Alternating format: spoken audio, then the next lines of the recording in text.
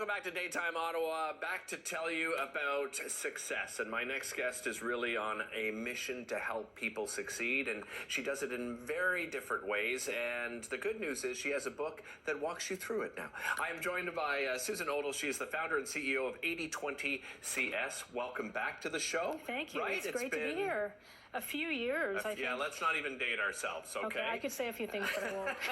But I want to talk a little bit about your journey. Tell everybody, because you've got you've worn many hats, and you continue to do so throughout your career. But just tell us a little bit about yourself. Absolutely. So on the professional side, I've been in tech for 27 years, and I've done everything from carry a bag in a frontline sales position to run global channel teams. Worked in operations, started a few consulting companies, worked for private equity firms out of the U.S., been through multiple merger and acquisition deals, and so I've seen just about everything in tech. But on the personal side, I'm an immigrant. I was born in England, raised in Toronto, call Ottawa home now. My parents were born in Guyana, South America, and they moved us to England, and then we all moved to Canada. So change and transformation and just like figuring it out has been a part of my family's life for a few generations. You know, some people can look at that as, you know, there are negatives and positives to everything. Absolutely. Are there some benefits to that life experience that you've had with all those moves? Yeah, I think that you're thrown into new situations all the time. And culturally, even from a cultural point of view, you're thrown into the deep end of something you don't know anything about. And so you either sink or you swim. Right. So it's in my DNA to swim, even though I tread really terribly. Some of us tread water. I don't tread water very well. I swim or I just, I sink. Yeah. So it's taught me how to do that. And I don't think I recognized my natural ability to just figure things out for a long time. I'm a solo mom as well, so I've developed my career being alone with my daughter. So you either figure it out or you don't, and I think most people have the ability to figure it out. The book is all about that. It's a business book, but it's applicable to any situation where you really want to be able to solve complex problems, get out of a situation, make a situation way better than it is, even if it's good. It's applicable to any type of change and just breaking things down in a really pragmatic way, working hard, and accomplishing the mission over time. Yeah. You know, with success in tech, my understanding too is that you don't have to be in the tech industry, correct? Right? Absolutely not. To get something to get a lot out of this book. That's right. It's a guide. It's a field guide.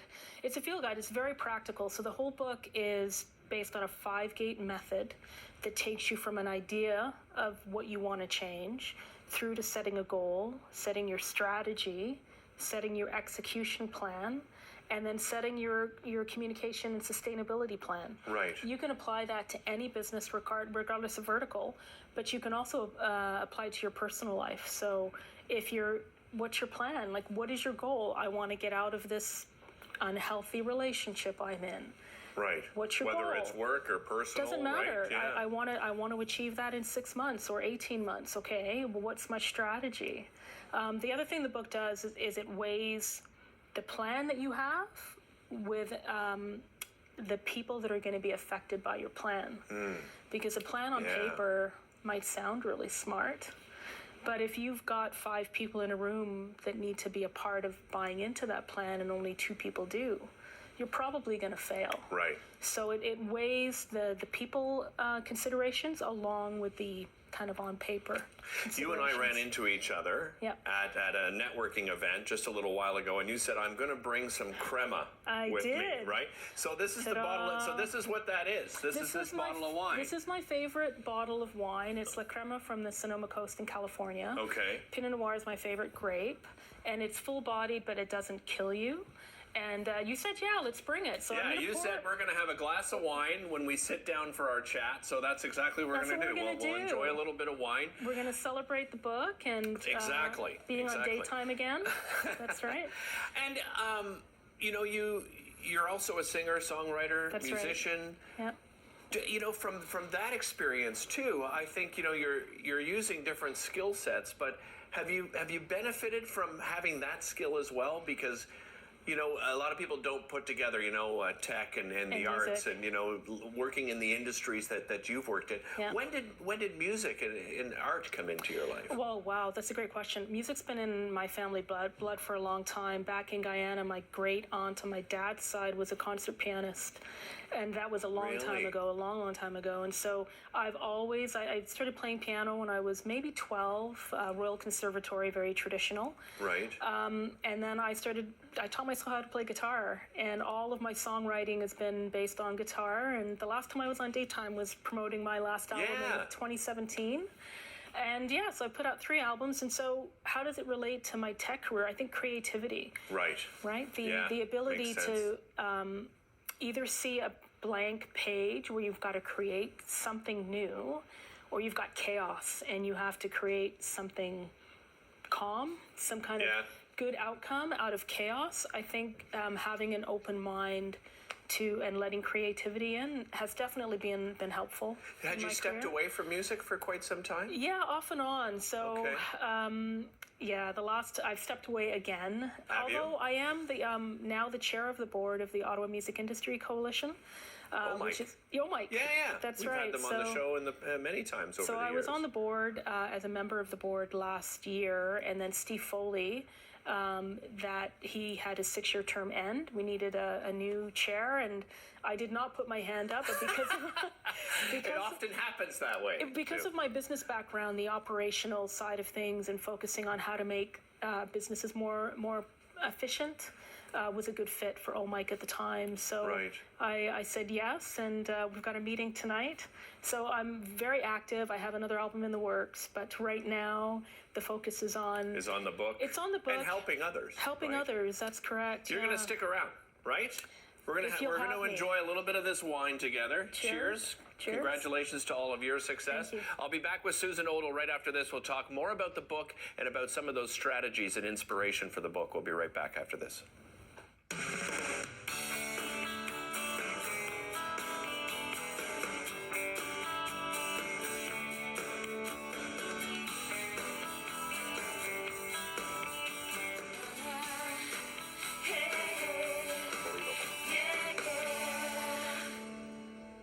Welcome back to the show, back with Susan Odle, talking about her fabulous book, Successful Change. And I wanted to talk to you a little bit about, I introduced you as the founder, CEO of 80/20 CS. Yeah. Let's talk about 80/20 CS. What does that stand for? What's the 80/20? Yeah, so the Pareto principle.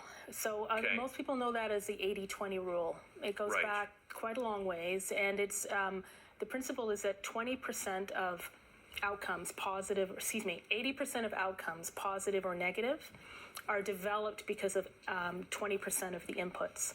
So in a sales team, typically if you have 5 salespeople, there's only going to be like one of them that is bringing in 80% of the revenue.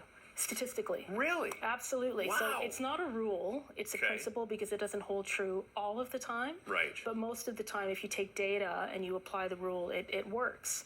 So from my company's point of view, we focus on the 20% of contributors, negative or positive, that are having the most impact. So the 20% of the good stuff that is just killing it, we want to amplify that. Of course. 20% of the negative stuff that is really dragging us down, we want to mitigate that. The rest of it is noise. So really, it's all about focus. So how do you go about, let's talk about the strategies and the positive and negative. Right. So you say, the impact of the things are dragging you down. Maybe it's personnel, but maybe it's decision making. Yeah. Maybe it's a product that's not selling and so forth. So how do you begin to mitigate that kind of situation? So typically the clients that I work with they know what the problem is. Okay. And they have been struggling to fix it, and they're having a hard time.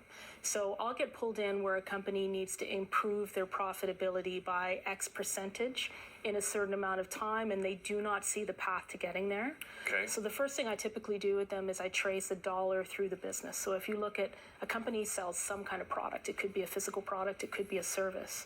If you look at what they're investing in their sales practices and their marketing, they've closed a client, and then you look at how that product is delivered to the customer and how support is provided, you can identify revenue leaks along that chain.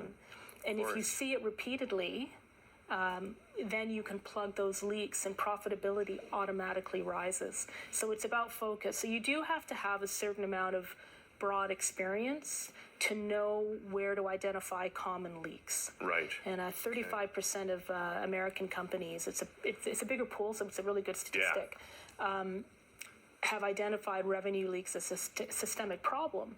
So it's a big problem that needs to be solved. So you want to do the analysis work and then prioritize what would have the biggest impact positively if we fix it. That, and it's interesting too that we're going to look at the positive side, because I think a lot of people assume, if it is positive, why even bother? But I think that's part of the problem. My father's I should say a former accountant. He's still a CA, but that's what he would talk to his clients about. They said, well, I'm just leaving that aside, Rick, because it's doing really well. So I just want to concentrate. But he said, but that's your best product. Why aren't you amplify? So how do you do that though? Yeah, well, you've got to bring the management team together in alignment, right? One of the best skills from a leadership point of view is not assuming that you have all the answers. So if there is a product that's showing signs of greater potential, maybe you go into a new geography, or maybe you add a feature that will make it stickier, for example. You want to bring the management team together, and you want to make sure everybody is aligned on what the business should be doing. So the things that look like they have potential to grow, are we aligned on investing a bit more to amplify those positive things? And the things that are broken, are we aligned on what we need to mitigate first?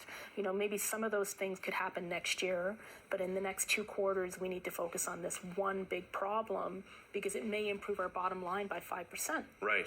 So it's a conversation, it's about transparency, it's about coming together in alignment when it comes to priorities, and then a commitment to execution. And so the framework in the book helps leadership teams or anybody think pragmatically through all those stages. You can't go from an idea of if I amplify this good thing or if I mitigate this bad thing to the positive outcome like that. If you skip the steps in between, you're likely never going to get to the outcome you think you're going to attain. Right. You mentioned those 5 things. That's the 5-gate framework. Correct. That we only have a couple of minutes left, but I just want, without getting into the complete details of what are those 5 things? Yeah. So at the highest level, it is what is the thing that you want to accomplish at the highest level. Right. Then number 2 would be what is a goal that you're going to set, measurable goal. Related to that thing that you want to accomplish. The 3rd step is what's your strategy to achieve that goal. The 4th step is what are the actual steps you're going to take, the tactics of what you're going to do to get to realize your strategy. And then the 5th is how are you going to sustain that thing. So imagine if you learned how to ride a bike to do a 5-minute race in less time than you've ever done it before. Right. That's great, you accomplish it once, but then if you don't work out on your bike anymore and you try to do that same 5-minute race a month from now, you're probably not going to be in the conditioning that you were in before. So this is about how do you sustain the outcome that you're working towards over the long term? How do you make it a part of your DNA, a part of your company culture, all of those good things? Is there one out of those 5 that in your experience you found is the most difficult, the most challenging for clients? They're all equally important. So the method is don't go on to gate 2 until you absolutely nail gate 1. Right. Don't go on to gate 3 until you absolutely nail gate 2. So it's a very pragmatic, systematic process of going from ideation to sustainability.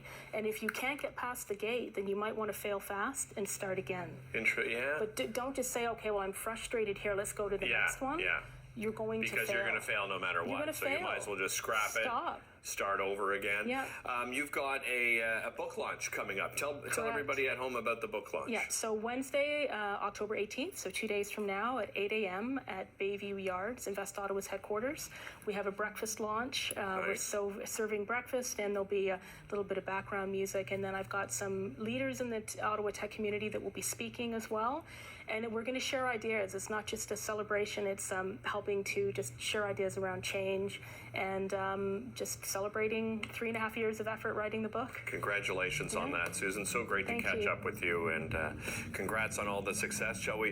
One last time, a little cheers. Here's to you. Cheers. And to all the success and to your success at home. We'll be back with more right after this.